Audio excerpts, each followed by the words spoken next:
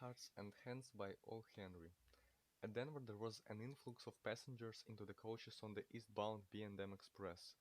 In one coach there sat a very pretty young woman, dressed in elegant taste and surrounded by all the luxurious comforts of an experienced traveler. Among the newcomers were two young men, one of handsome presence with a bold, frank countenance and manner, the other a ruffled, glum-faced person, heavily built and roughly dressed. The two were handcuffed together.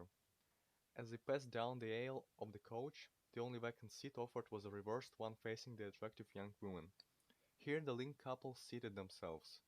The young woman's glance fell upon them with a distant, swift disinterest.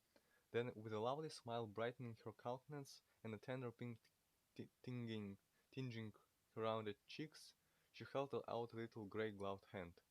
When she spoke, her voice, full, sweet, and deliberate, proclaimed that its owner was accustomed to speak and be heard. "Well, Mr. Easton, if you will make me speak first, I suppose I must. Don't you ever recognize old friends when you meet them in the West?" The younger man roused himself sharply at the sound of her voice, seemed to struggle with a slight embarrassment which he threw off instantly, and then clasped her fingers with his left hand.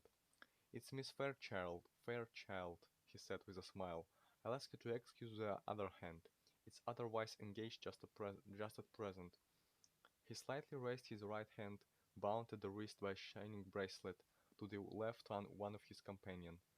The glad look in the girl's eyes slowly changed to a bewildered horror. The glow faded from her cheeks. Her lips parted in a vague, relaxing distress. Easton, with a little laugh, as if amused, was about to speak again when the other forestalled him. The glum-faced man had been watching the girl's countenance with wild glances from his keen, shrewd eyes. "You'll excuse me for speaking, miss, but I'll see you're acquainted with the marshal here. If you'll ask him to speak a word for me when we get to the pen, he'll do it, and it'll make things easier for me there. He's taking me to Leavenworth prison. It's 7 years from counterfeiting." "Oh," said the girl, with a deep breath and returning color. "So that's what you're doing out here. A marshal?" "My dear Miss Fairchild," said Easton calmly, "I had to do something. Money has a way of taking wings unto itself, and you know it takes money to keep step with our crowd in Washington. I saw this opening in the West, and, well, a marshalship isn't quite as high a position as that of ambassador, but—" "The ambassador," said the girl warmly, "doesn't call anymore. He needn't ever have done so. You ought to know that. And so now you're one of these dashing Western heroes, and you ride and shoot and go into all kinds of dangers. That's different from the Washington life.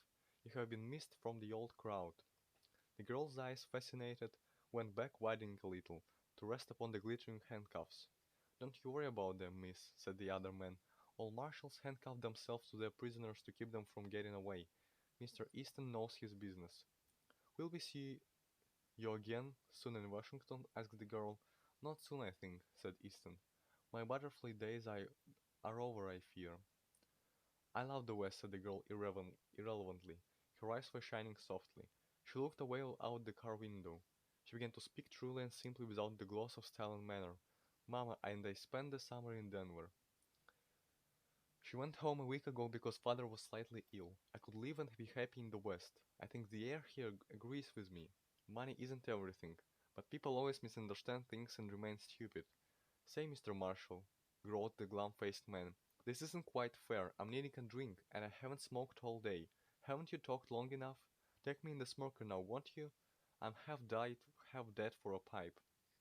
The bound travelers rose to their feet, Easton with the same slow smile on his face.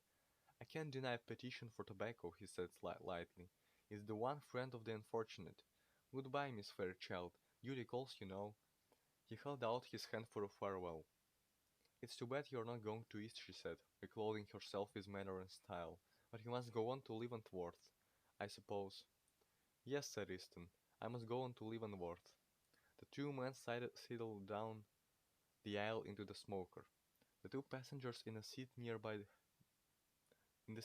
had heard most of the conversation. Said one of them, "That marshal's a good sort of a chap.